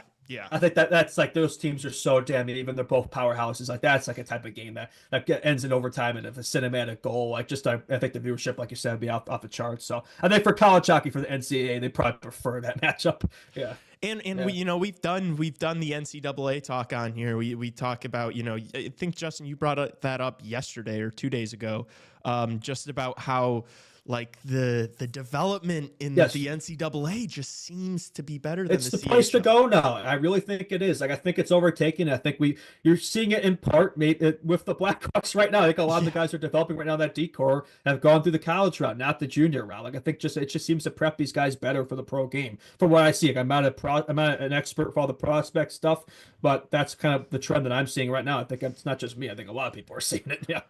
I just think the pace of the game and the physicality is higher, and it's like you're playing older kids, you're playing men realistically. In the I will say, like, more draft picks are always going to come out of the CHL. Yeah, but we might start to see a shift. I could see it already. Go to college a year early though. For the like all those kids enroll in college a year early. Like not everybody's equipped, let's say, to do that. Yeah, I feel like it's also like it rounds these guys out too, where it's like you're not just becoming the hockey development, but just like you're getting other skills too, right? Just maturing more as a pro, and then college compared to juniors as well. You could argue. Yeah. I think you're going to start seeing So what kids play their draft year in the CHL, and then they're going to start going to the NCAA. Yeah, it's that's like gonna be a thing. If you're spending the last year you spend, before the pro level, ideally it's in the NCAA. Real like we've seen it now with these Blackhawks guys. It's like, yeah, of those 4 defensemen that we envision are being our top guys in a few years, 3 of them played in the NCAA, 1 of them didn't. Guess who? You know? Yep. Yeah, I think it's telling. I don't think we're on the nothing there, right? I think there's a correlation there. I think you're going to keep seeing that in the future. Yeah. Absolutely. I'm sure that ruffled some feathers of some CHL fans. Yeah, but, absolutely. Well, you know, that's their problem. but I mean, we're just here to call balls and strikes. I'm not saying I'm a pro. I'm just saying what I see. I'm just it's options, man. Like this, like the fact that there's multiple options, avenues, like in the NHL compared to other sports. It's a good problem to have. Yeah. Yeah, it's not like one size doesn't fit all, right? You know, every player is different, every situation's different. I think it's just good for the game of hockey. You know, more hockey to watch, right? Across leagues is a good thing. You know, the more talent coming in from wherever it is, who cares, right? Yeah. Yeah. But yeah, just to wrap that up, I would like to see Ryan Green versus Aiden Thompson in the final. That'd be great. It's yeah, just for sure. like, you know, it's the bigger matchup, probably better for college hockey to have the 2 powerhouses, and then just having the 2 Blackhawks prospects who are big parts of those teams too. They've top dogs, steered the ship there. Yeah. I think Ryan Green was BU's like nominee too. Philby Baker obviously didn't win it, but he was their nominee. They have quite a few other studs in the team as well. And Aiden Thompson, I think he was also the nominee for Denver. He's an overager there, but he's had a hell of a season. Like, I don't know if any of these guys are going to be, stars for the Blackhawks. I think they're probably middle 6 pieces at best, but they are pieces, right? That. Right? No, you need players like that for sure. Like Green, I know from what I've seen him, very good 2-way player, right? Very responsible. And Thompson, we'll see. He's a little undersized, but he can finish. Like he's got kind of that ability there. So we'll see. I think just to have more options, the better, right? The more, the merrier. And the Hawks have plenty of that in the pool. So yeah. Absolutely. All right. Pivoting over back to the NHL for a bit here, just to wrap up the show. Any other notable? I mean, Canadians beat Detroit last night, so that's it for the Wings. Like they weren't officially eliminated for the playoffs, but like they're eliminated for the playoffs. They're done. Like that's it for them. And so the wiser plan there. I think what is this year 6 now, waiting for it to come to fruition. It's like I asked this question again. Like the eyes are playing. Whatever. I keep saying the wiser plan, but it's a bit I don't know now. what it is. I just see the line. It's a bit now. It's a bit I'm just now. going It's along good. with it now. Yeah. It looks like the Dutch Vanderland plan over there. Like, when's this play going to work? Like, we keep waiting for it to come to fruition. It just hasn't, man. The Wings are still trying to get Tahiti. They're never going to get to Tahiti at this point. They're never going to be harvesting mangoes over there. The playoffs, like, they haven't made the playoffs since 2016. It's been like 9 years now. It's, close to a decade. I think only the Sabres have gone on a longer drought here. So it's like, I beg the question, like, when's like his seat's got to be pretty hot right now. You got to think, I know he drafts well, but it's like you still got to build a team there and makes the offset. It's like compared to last year, they took a step back. Kind of reminds me a lot of the Sabres situation there too. Both those teams are, going on the longest droughts right now. By the way, the Buffalo Sabres too, like their drought is so long. GTA 5 and GTA 6 are going to come out before they get back in the playoffs. That's kind of a crazy stat there. But yeah, that gets back to Red Wings here. It's like, not an ideal situation there, man. I do like seeing the Red Wings downfall a little bit and them just being in this. I know they've got Kaner and downfall. And it's like they didn't even get to the top to begin with. But like, dude, it was so annoying. Like during like the dynasty years of the Hawks, like Red Wings fans were so fucking annoying because all they talked about was, oh, we've made the playoffs for 28 years in a row or whatever. And it's like, yeah, dude, no one cares. Like, we beat you. Like, you got your cup. Like, I hate you. I hated Detroit in the early 2010s. And so for now, just to see all these consecutive seasons of them just not being able to figure it out, it's been a real treat for me personally. Oh, it's been great. Yeah, they're going for 28 years out of the playoffs now to kind of follow it up there. So very nice from them. Last Cup back in 2008, obviously it's been a while for them. So yeah, I do wonder for Patrick Kane. It's kind of funny. He was actually their nominee for the Bill Masterton Trophy, which I think that actually makes a ton of sense. Like the way he's recovered from the hip surgery. I remember a lot of people saying that, oh, we never be able to come back, right? That's it for him. He's proven a lot of people wrong, man. Whatever surgery he got there, it worked out. I think it's probably going to start a trend there, amongst other sports leaguers in the same situation. But it's like, I'm hoping he wins it. Probably not because he's Patrick Kane. But I do wonder what the next step is for him. Like, does he stick it out there? I know he seems to like playing there to break. Yeah, I know his kids there, Archie and Patrick Kane III, are always being used in the real content over there. They love those kids. He clearly loves playing there, but it's like, dude, like you're not gonna. Like, if you want to get back to the playoffs, I don't think it's going to happen there, man. I think you'd be better off. It's not going to happen, but like, I think you'd be better off, coming back here, but it's not going to happen. So why do I even say it? I'll never move past it, man. I'll never move on. I'm a nostalgia merchant. I know that's what chat's going to be saying. So, but it's hard. It's hard to watch over there. Also last night, Colorado came back and beat Vegas 3-2 in a shootout. Vegas was up 2-0. It was a good game. I mean, that's a potential, Western Conference final match up there. A couple of wagons. Charlie Coyle won it in the shootout. He also had a couple of assists. So, yeah, man, these guys that Colorado made and brought in for the trade deadline, it's looking good for them. So, yeah. That was another good matchup yesterday. I don't know really what. I guess we could do a little second here on Panthers and Leafs. Ooh, yeah, I'm sure Tassos would love to discuss that.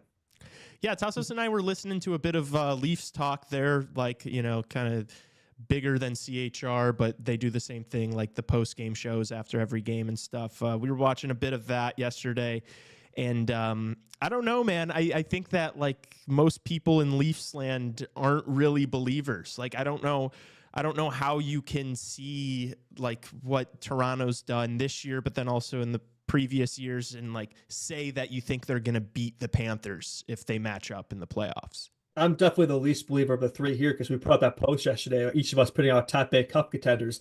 I didn't even put the Leafs at mine. Like, I'm not sold on them at all, man. Like, we played these games before. We've seen this too many times. Like, I don't think it's any different this year, but maybe Tassos, I don't know if you disagree. Yeah. We'll see.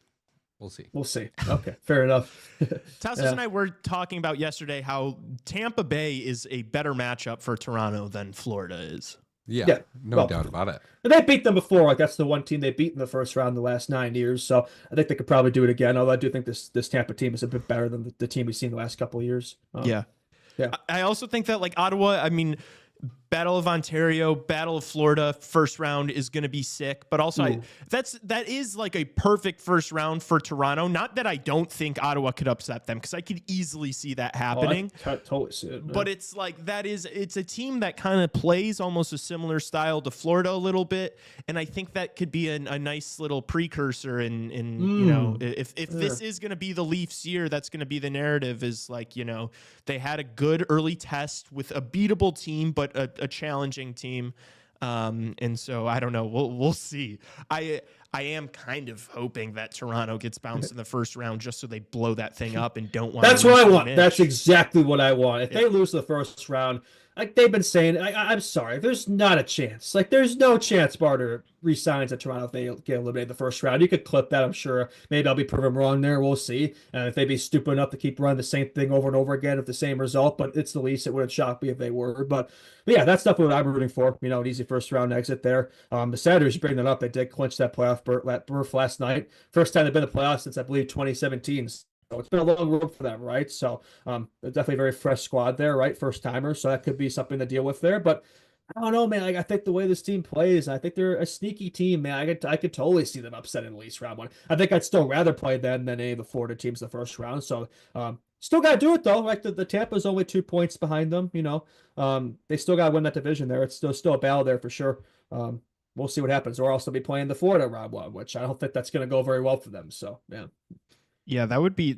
Those teams don't match up before the end of the year, do they? No, they. Oh yeah, they do. They play tonight. Oh, no way. Tampa and the Leafs. Oh, there you go. Woof. Wow. I mean, for Tampa, that's a big game. Because if I'm Tampa, I don't want to be playing. I don't want to see a round one battle of Florida. Absolutely not. I don't want to. Don't give me that. I'd rather play the Senators for sure. Win that division. I think Senators have a harder time eliminating the Lightning than the Leafs in the first round. So that's a big game. Probably the game of the night. Let's see what else we got going on here. Yeah. I mean, that's kind of brutal for Toronto going back to back against the Florida teams. If you drop both of those and just fumble the division bag, that would be the most least thing to do and set up a first round. Like, that's exactly what they do, man. I'm telling you. They just when the going gets tough, those clutch situations, it fizzles out every single time. There's no backbone there. Yeah. How do you like your Leafs chances tonight in Tampa Bay at 6:00 Central, Tassos? We'll see. We'll see. I don't think he's very convinced over there. Big game tonight. Big game. Yeah, Big game game for sure.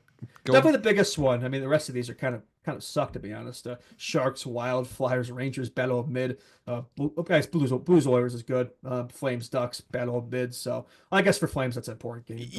But, That's the thing is like it's battle of the mid, but like the Sharks Wild game and the Flames Ducks game, obviously as we talked about earlier, does have playoff implications, but it's not like a crazy obviously matchups. But Blues Oilers will be a good game too. I think.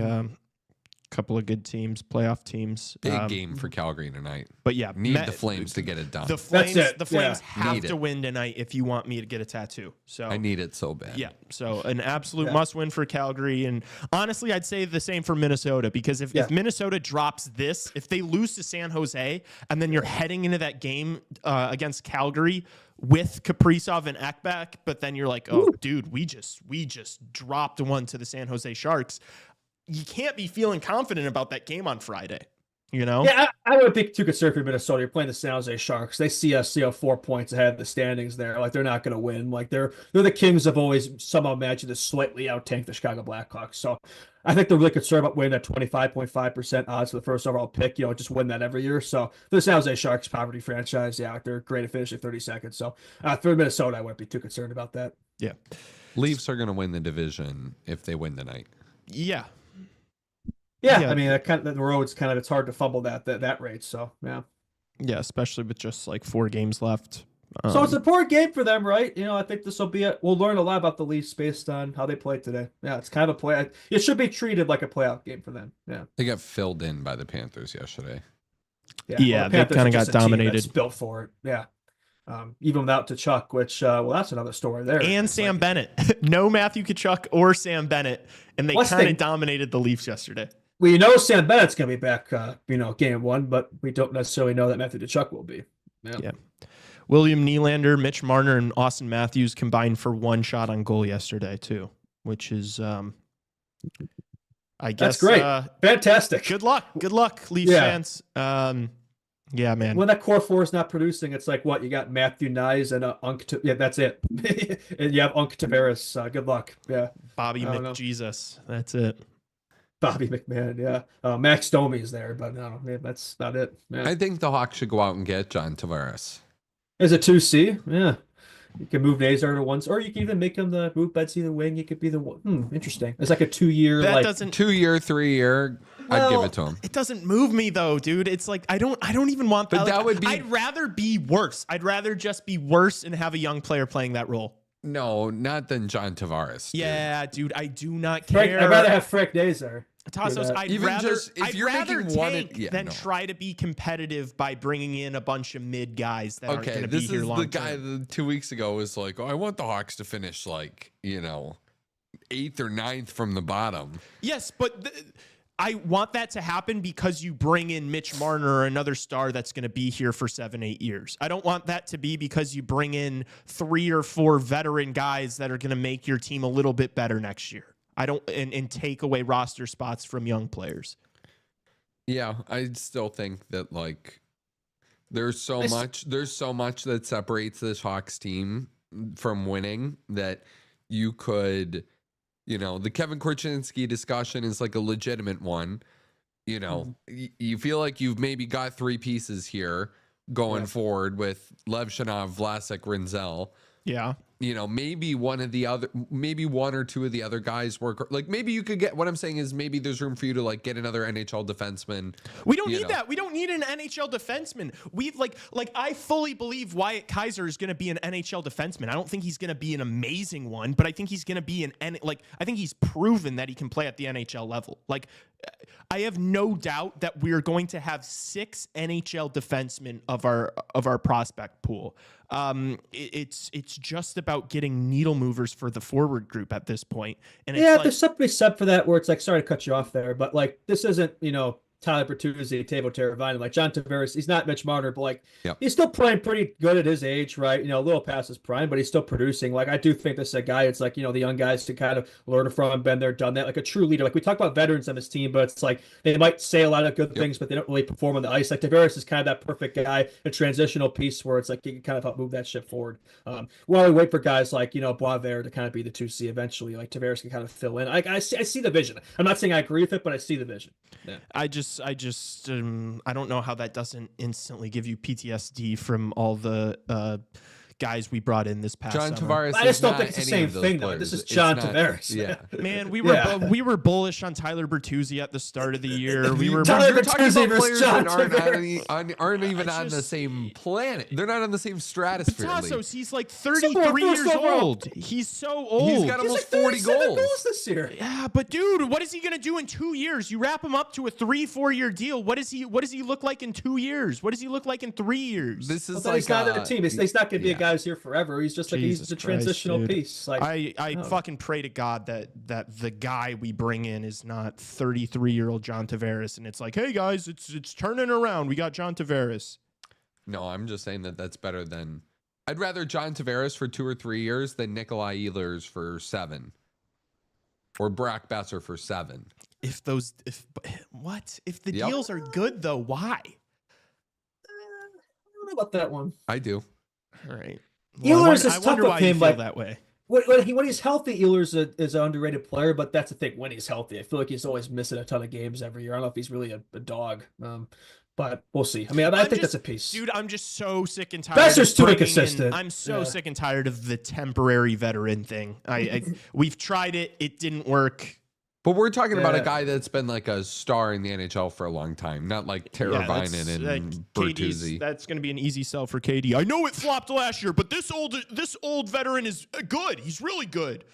Yeah, Yeah, this guy's been like a captain in 2 NHL markets. Yeah, dude. I mean, if you want to eat that slop up and you're buying that, then go ahead. I just dude. it doesn't move me. Okay, or Connor But it's like Bedard, then or what- Connor what do Bedard you can do then? continue to learn how to be an NHL captain from YouTube videos or however he's trying now. Like you don't get Mitch Marner. That's like you just do nothing. Then it's like fuck it. Yeah, Like, let's I don't know, bring in the like, guy that got his captaincy removed from him because they had to give it to Austin Matthews. Okay, That's not whatever you want to. Your Toronto Cope. No, dude. Captaincy remove, you say it. Let's take it away from Captain Unserious there, Nick Foligno, and give it to Bedard. That's the move right there. Yeah, watch. If the same thing happens to your team, you're going to be like, what an awesome move. Like when they take the C off of Foligno next season. Oh, I will be. Yeah. It's not going to happen. You're It's not gonna you're happen. both going to be like, oh, wow. Like this should have been that way all along, you know? I said Bedard should have been the captain this year. He's like, oh, he's too young. He's a baby. Where? It's like Jonathan Taves wasn't nine, whatever. Why am I even going down this road? How did I start talking about this? Tassos Kopios. It's his team.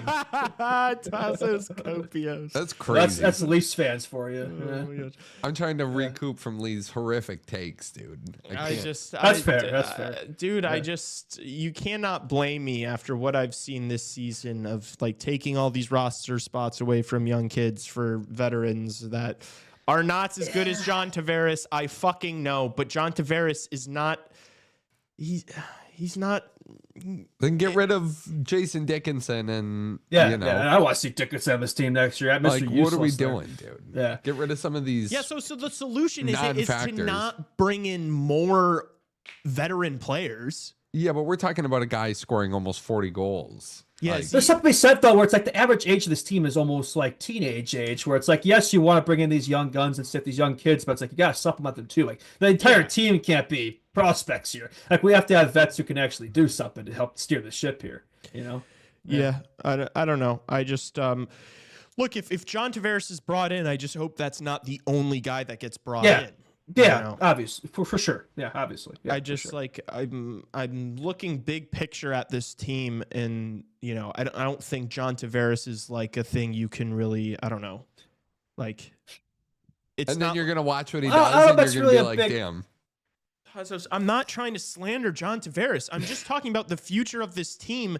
It's like if John Tavares is the guy that KD is like really using his elbow grease and sweating to get, that's not like useful to me. Like I'd rather him pick up the phone and call these other teams with stars that are maybe in bad situations. Yeah, but if you have all this cap space and he's not going to re-sign in Toronto for whatever reason, like why don't you just like go give him a call and throw 2 times 7 or 3 times 7 at him?